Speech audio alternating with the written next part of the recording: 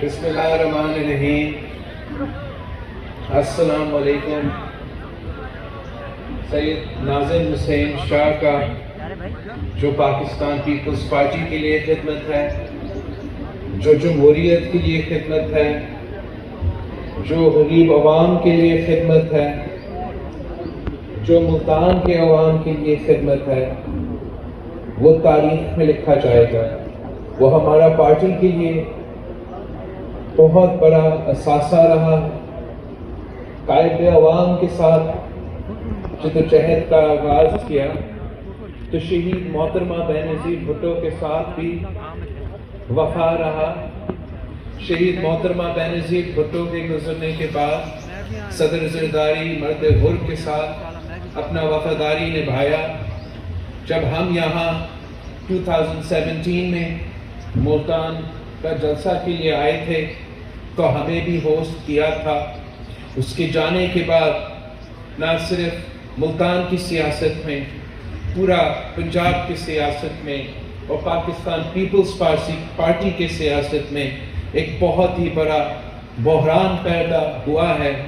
اب ہم نے سب مل کے، آپ سب نے سب مل کے، یہاں کے عوام نے سب مل کے جو لیگیسی چھوڑا گیا ہے، اس کو ہم نے آگے لے کے چلنا ہے. جو خواب ہمارے بڑوں نے دیکھا تھا، اب ہم پہ فرض ہے کہ ہم وہ خواب پورا کریں.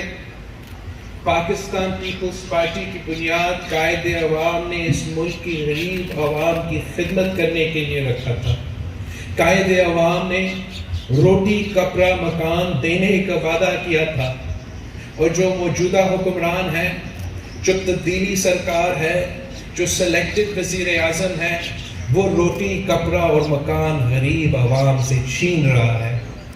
شہید محترمہ بینظیر بھٹو نے اس ملک کے نوجوانوں کو روزگار دلوانا، نوکری دلوانا، ان سے کام کروانا تاکہ یہ پورا ملک کا معیشت اٹھ کھڑا ہو جائے، اس پارٹی کا مقصد بنائی تھی.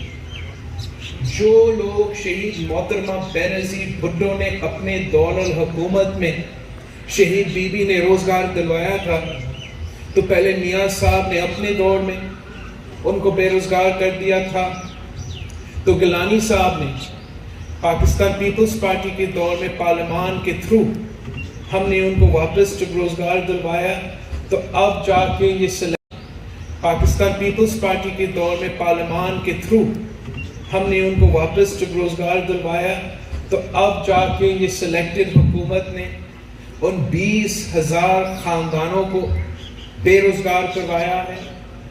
اس ملک کے عام آدمی کے لیے جو اس وقت خان صاحب کی مہنگائی کی سونامی میں ڈوب رہا ہے، غربت اور بے روزگاری تاریخی سطح پہ ہے، ان کے مسائل کا حل اگر کوئی نکال سکتا ہے تو وہ قائد عوام کا نظریہ ہے، وہ شہید بی بی کا منشور ہے.